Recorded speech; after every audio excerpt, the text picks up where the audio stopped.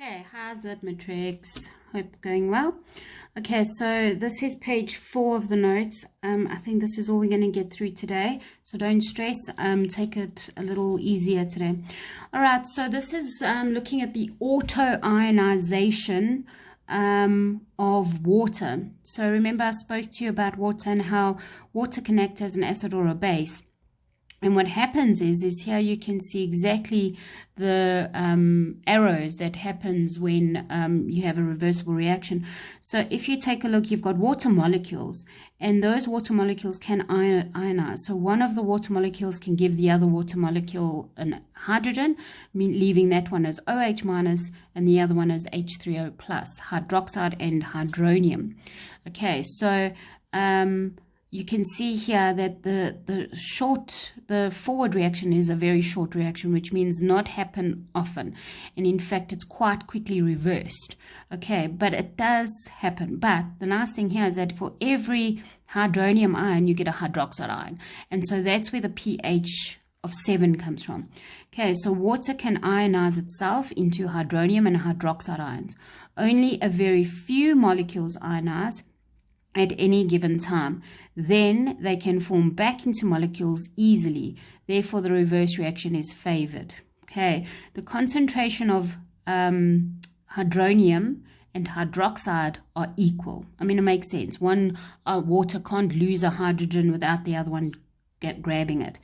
The equilibrium constant for the ionization energy of water is, now this is an important value here, 1 times 10 to the minus 14 at a specific temperature. Because remember, the Kc values, the equilibrium constants, they were specific for a specific temperature. So this is at 25 degrees Celsius. So this is room temperature, and it is this. So it's based on room temperature, okay, that the equilibrium constant for water is that. Now, I know I said to you, you can't have liquids, and you don't.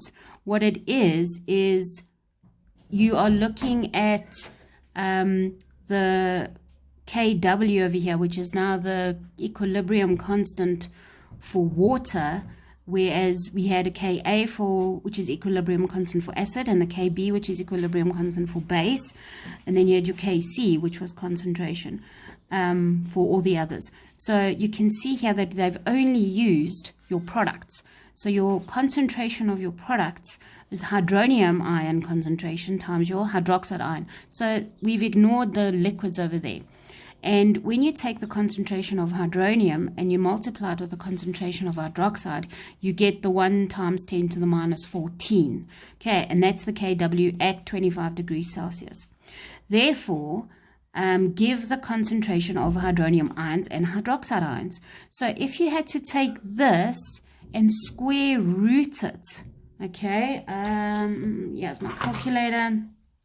Let's take this and square root it, because we know they're the same, because you have one and then makes the other one, and we know that the Kc value is here. So what would their concentrations be? So it's 1 times 10 to the minus 14. Square root, square root of 1 times 10 to the minus 14. Okay, and we get, wait for it, 1 times 10 to the minus 7. Okay, so for water, this is 1 times 10 to the minus 7 concentration, and this is 1 times 10 to the minus 7 concentration, because they have equal concentrations, because it's water at 25 degrees. Now, have a look at these values here. The pH scale goes up to 14, and halfway is 7, which is neutral. Okay, and so these numbers actually do mean something with the pH scale. So when the concentration of hydronium and hydroxide ions are equal, the solution is neutral and has a pH of 7. That is because we are saying that they are equal in concentration, and therefore they are completely neutralized. Okay, so the pH scale the measure of hydronium ion concentration in water is 25 degrees Celsius. So here we know that neutral is 7, okay? And we know that at that point, the hydronium ions equal, or sorry, the concentration of hydronium ions equal the concentration of hydroxide. Anything above 7, that means that the concentration of hydroxide ions is greater than 1 times 10 to the minus 7. Okay, that's what gives it the basic characteristics. Any pH below 7 means the hydronium ion concentration is greater than 1 times 10 to the minus 7, because over here they're equal, both equal to 1 times 10 to the minus 7. All right, so when we spoke about strength of acids and bases, being a strong acid doesn't necessarily mean that it has a low well, it will have a lower pH than 7, but it doesn't necessarily mean it's going to have very low. It just means if the concentration of hydronium ions must be quite a lot in order to get a low pH for an acid. And the concentration of hydroxide has to be a lot for it to get a high pH, because the pH at the top here gives you your basic stuff. Okay, so strength just means if it's strong, almost all of the molecules will ionize or dissociate. If it's weak, not all of them, and partially, they will partially ionize and partially dissociate. Okay, that is the only thing what separates weak from strong. But a high concentration of, or a low pH would mean a high concentration of that, and a high pH would mean a high concentration of hydroxide ions. Okay, so this is not examinable, but I thought it would be nice for you to see. So pH, notice how you write pH, because it's about the hydrogen ion. Okay, so pH is calculated by using the formula. pH is equal to minus log of the concentration of hydronium ion.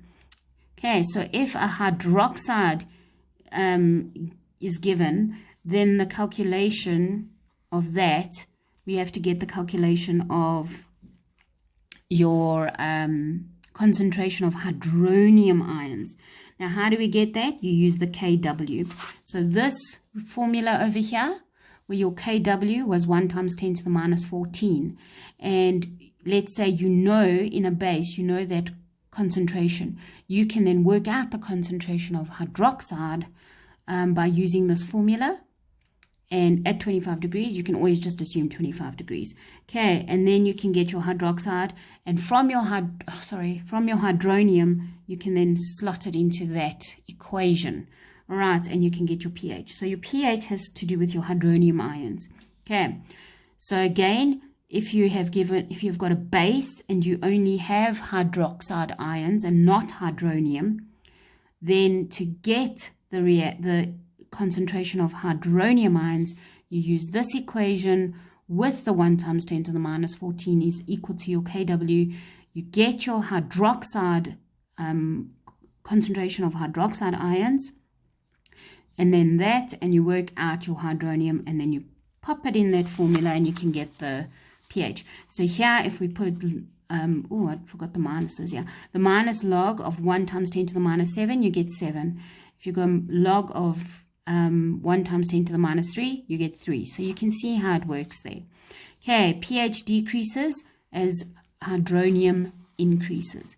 Now the next section is basically what we did in grade 9. Okay, I can't remember if I taught you in grade 9. I think I did. Anyway, okay, so I need you to remember these general equations. So we're now going to start looking at salts. Okay, this is very important, looking at a salt. Okay, this is quite sweet here. There's sodium and chlorine, and he says this is a salt. And then what you're in for, and there's a salt and battery. Okay, so those are jokes. Anyway, okay, so salts. Now, if you take a look here, salts are produced when acids react with different things, specifically when acids react with a base. Okay, and you can see here, metal carbonate, metal hydroxide, metal oxide are all bases. Okay, and then the metal with an acid will give you not water, but hydrogen. So a salt Now we are moving away from acids and bases, kind of. We're looking at salts because salts are made when acids and bases are reacted. So the definition of a salt is a substance in which the hydrogen of an acid has been replaced by a cation. What? Okay, so let's see here. Here we have an acid. Okay, I'll do one down here with you. Okay, we have an acid plus a metal and we get a salt. So if we take a look here, the salts that you need to know, nitric acid will form a nitrate.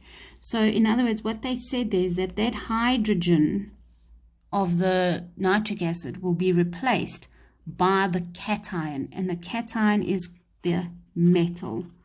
Okay, the cation is the metal. So whatever metal was here, so let's say it was nitric acid and iron, nitric acid and zinc. Okay, then the zinc will be replace the hydrogen and it will become zinc nitrate. And then you can remember that you get hydrogen. Okay, you always get salt and water unless it's just a metal that the acid is reacting with. And also, if you have a carbonate, don't forget to add the carbon dioxide. All right, so sulfuric acid, you make a sulfate, salt. Hydrochloric, you make a chloride. If you have ethanoic acid, you get to make an ethanoate. All right, so complete and balance the following reactions. So let me do a few with you. So these are all just metals. So the first one will happen here.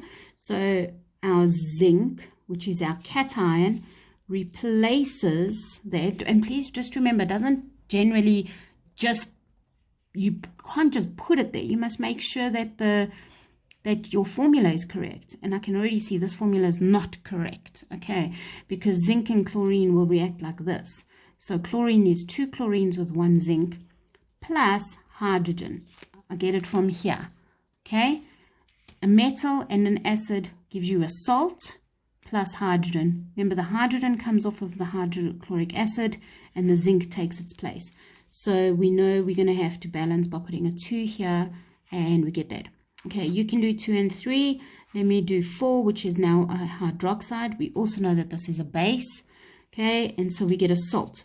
So the hydrogen of the acid drops away and the metal of the base gets added. So NaCl. Okay, and that's fine. That's what it looks like.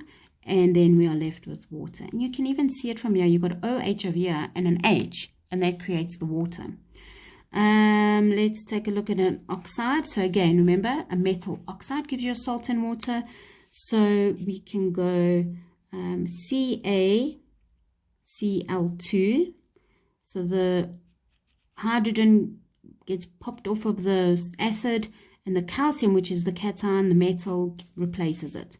Okay, calcium chloride plus water. You can learn this off by heart. That is just what it is. And now you can balance. So again, it's just going to be a 2 over there. Okay, let's take a look at a carbonate. So zinc carbonate and nitric acid. So what we have here is that we're going to have zinc nitrate, and our nitrate will have to be 2 of them because zinc is a +2 and nitrate is -1, plus water. And because it's a carbonate, we also plus carbon dioxide. Okay, and again, this is something you can learn off by heart. All right, so that's all I really wanted to do with you today. So if you need to, watch the video again because I see it's only like 14 minutes. So have a look at it again and finish these reactions, and we can check if it's right. And yeah, and then on Friday we will... you'll have a little bit of a task. It's really not going to be a hectic one. It's going to be very similar to last week's, where you can just do it on Google Classroom and get it over and done with. Okay, so I can't really test you on anything much here because we haven't really done too much. Okay, have a good day.